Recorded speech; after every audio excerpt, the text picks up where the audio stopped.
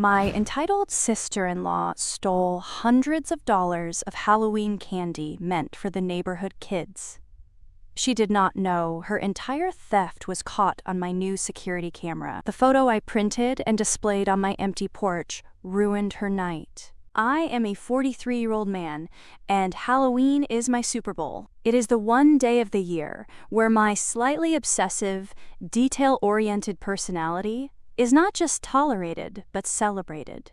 I am an accountant by trade, a man who finds comfort in spreadsheets and balanced ledgers. But on October 31st, I transform. My lawn becomes a haunted graveyard with animatronic zombies. I spend weeks programming a light show synchronized to spooky music. But my true claim to fame, the thing that makes our house a legendary destination in the neighborhood, is the candy. I am the Candy King. I do not deal in fun-size candy. I find the practice insulting. My house is a full-size, bar-only zone. I am talking about the good stuff. Full-size Snickers, Reese's Peanut Butter Cups, Kit Kats, and Twix. I spend a ridiculous amount of money, several $100s every year, to buy cases of them wholesale. The joy on the kids' faces when they realize they have hit the jackpot is worth every single penny. It is a pure, uncomplicated happiness that has become the most important tradition of my adult life. This year, however, my tradition was invaded by the forces of entitlement, in the form of my wife's sister Karen and her family. My wife, bless her heart, loves her sister, but even she admits Karen can be a handful. Karen operates under the firm belief that the world is a giant buffet set up for her and her two children, Liam and Olivia, and that they should always get to eat first. Her kids are not bad kids, but they have been raised in a bubble of constant praise, convinced of their own specialness.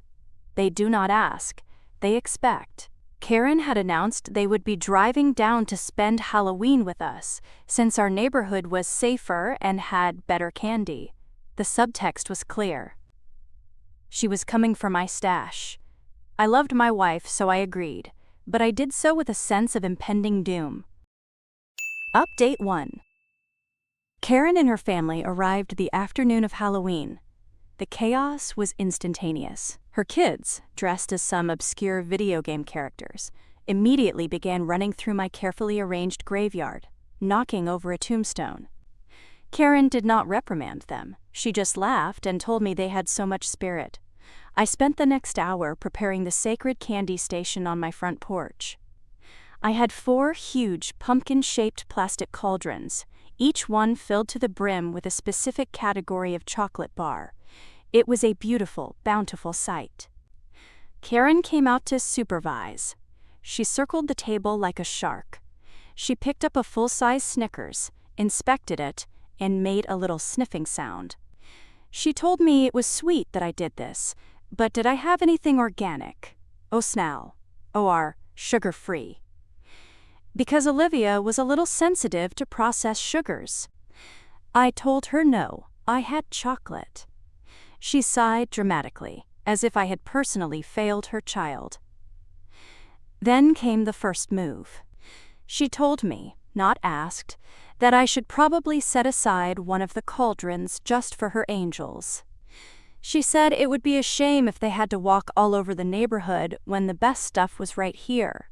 She said it would be easier to just put a bowl aside for them so they would not have to mix with all the other kids. I gave a firm but polite no. I told her that the candy was for all the trick-or-treaters, and that her kids were welcome to take one piece, just like everyone else. She gave me a tight, artificial smile, but her eyes were cold. She told me I did not understand. Her kids were different. They were more sensitive. They got overwhelmed easily. It was a barrage of excuses designed to justify her belief that her children were more deserving than the dozens of other children in our community. I stood my ground. The conversation was deeply uncomfortable, and I could feel a headache forming behind my eyes. Finally, she dropped it and went inside to help my wife with dinner. which I knew meant she was going to sit at the kitchen island and scroll on her phone. The sun began to set. The spooky music was playing. My animatronic zombies were groaning. I could hear the first faint shouts of "trick or treat" from down the street. It was showtime. My favorite moment of the year. I was filled with a sense of joy and anticipation. I had no idea that my Halloween was about to be ruined, and that the culprit was already inside my house, waiting for her moment to strike. Update 2. The first wave of trick-or-treaters was a delight. Little ghosts, superheroes and princesses, their eyes widening in disbelief when I dropped a full-size candy bar into their bags. The parents would mouth a silent "thank you" from the sidewalk. This was what it was all about, this pure, unfiltered joy. After about 20 minutes of nonstop traffic, there was a lull in the crowd. My wife called from the kitchen, asking me to come help her lift a heavy pot of chili off the stove. I hesitated, not wanting to leave the candy unattended, but the street was momentarily empty. I figured I would only be gone for a minute. I went inside. It took a little longer than expected. We moved the chili, and then she asked me to grab some bowls from a high shelf. All told, I was inside for no more than 3 minutes. When I walked back out onto the porch, my heart stopped. The cauldrons were gone, not just empty. The 4 huge, plastic pumpkins were completely missing. The table was bare. For a split second, my brain could not comprehend the scene. I thought I had imagined it. I looked around, expecting to see a group of teenagers laughing and running down the street. But there was nothing. Just the eerie glow of my decorations and the sound of another group of excited kids heading my way. I felt a surge of pure, white-hot panic. I ran inside and asked my wife if she had seen anything. Karen, who was sitting at the island, looked up from her phone with a perfectly practiced expression of shock and concern. She exclaimed, "Oh my goodness, what happened?" She stood up and rushed to the door with me. She looked out at the empty table and gasped. She put a hand over her mouth and said it must have been vandals. She said some teenagers probably grabbed everything and ran. She added that this neighborhood was really going downhill and that she was worried for her children's safety. Her performance was flawless. She was the concerned sister, the worried mother. AITA. That moment, a group of small children dressed as characters from Paw Patrol came up to the porch, their bags open, their faces full of hope. They looked at the empty table, and their faces fell. I felt a pang of such intense disappointment and anger, it almost took my breath away. My wife, trying to save the situation, rushed to the pantry and came back with a bag of lame, off-brand hard candies. She apologized to the parents and dropped a few of the sad little candies into their bags. As my wife dealt with the trickle of disappointed children, I felt a cold resolve settle over me. I remembered the new high-definition security camera I had installed over the garage 2 months ago, the one that perfectly covered the entire front porch. I walked calmly to my office, my heart pounding with a terrible, sinking feeling. I opened the security app on my computer. I went to the timeline and rewound the footage to 3 minutes ago. I pressed play. The video was crystal clear. It showed me walking inside. A few seconds later, the front door crept open again. Karen peeked her head out, looking left, then right, like a cartoon villain. Seeing the coast was clear, she scuttled out onto the porch. She was carrying 2 huge, reusable shopping bags. With a speed and efficiency that was almost admirable, she systematically dumped the entire contents of the first cauldron into a bag. Then the second. Then the third and fourth. It was not a random grab. It was a well-rehearsed heist. She even took the plastic cauldrons, nesting them together and tucking them under her arm. She gave one last shifty look around and then slipped back inside, pulling the door quietly shut behind her. The entire operation took less than 45 seconds. AITA. There, staring at the screen, my blood turning to ice. The sheer, unmitigated gall of it, the blatant theft, followed by the perfectly executed performance of shock and concern. She was not just an entitled parent. She was a liar and a thief. A cold, calculating anger began to build in me. She thought she had gotten away with it. She thought she was smarter than me. She had no idea that I was holding a high-definition recording of her crime. A simple confrontation was not enough. She did not deserve a private conversation. She deserved a public reckoning. And I knew exactly how I was going to give it to her. Update 3. I stood in my office, the cold light of the monitor illuminating my face, and watched the video clip a second time, and a third.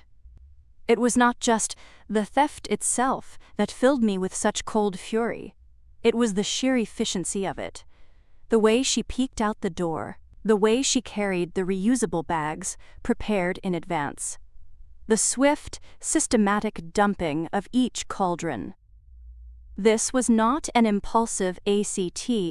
This was a premeditated heist. She had planned this.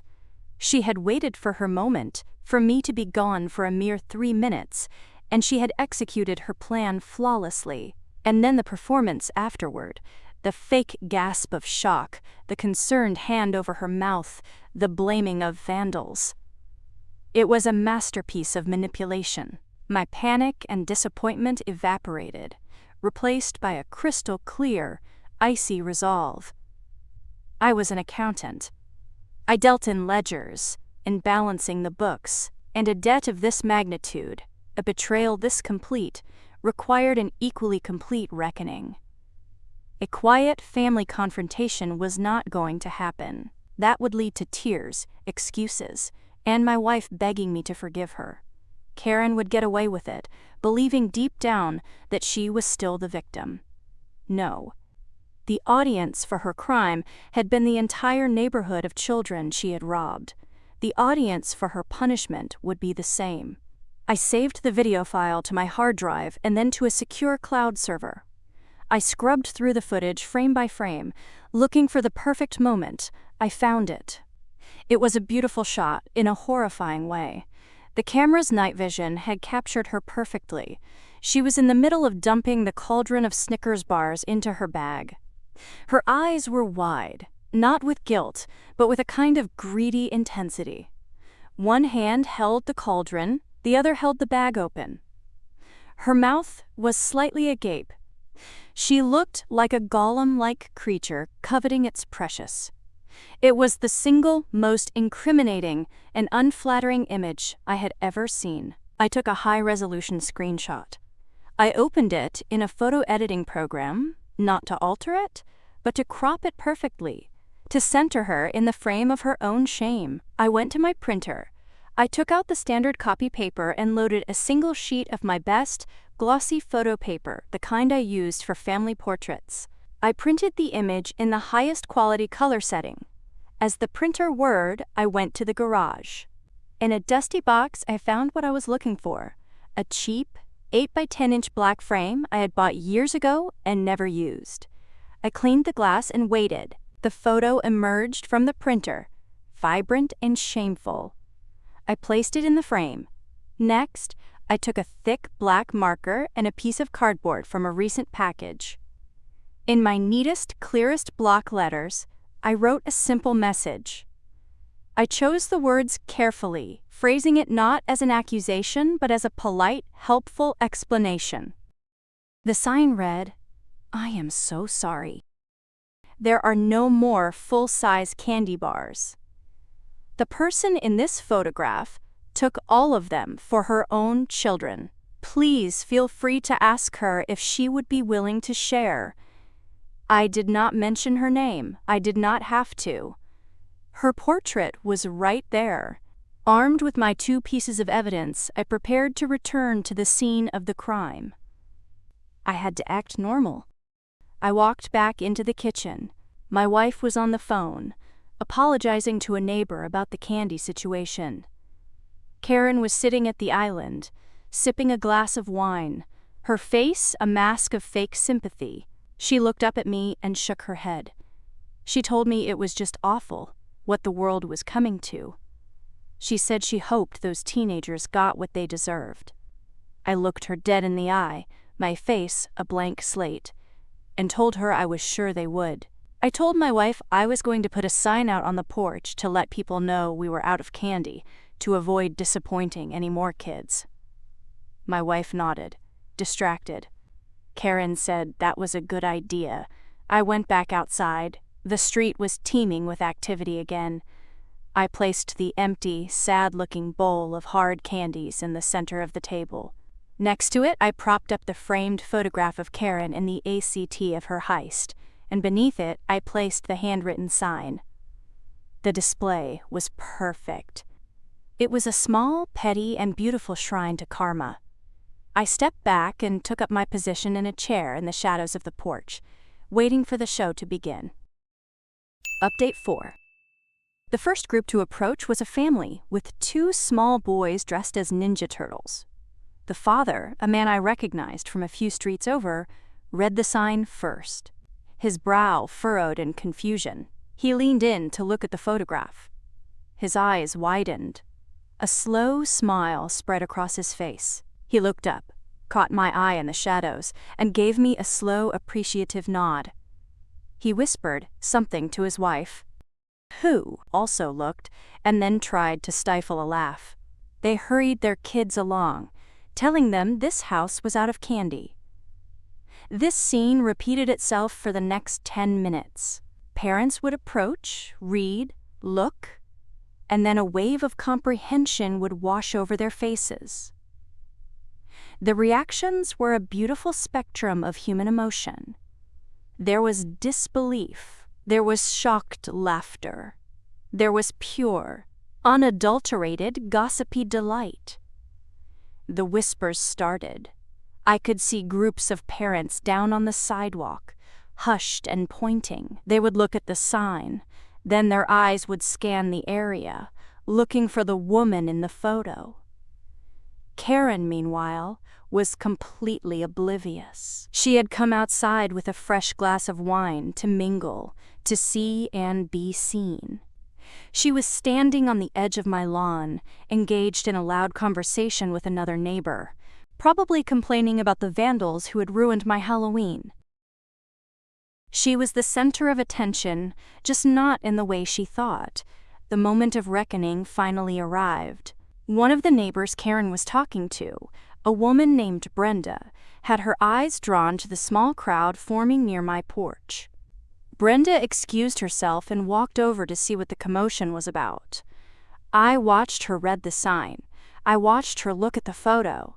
And I watched as her jaw dropped open.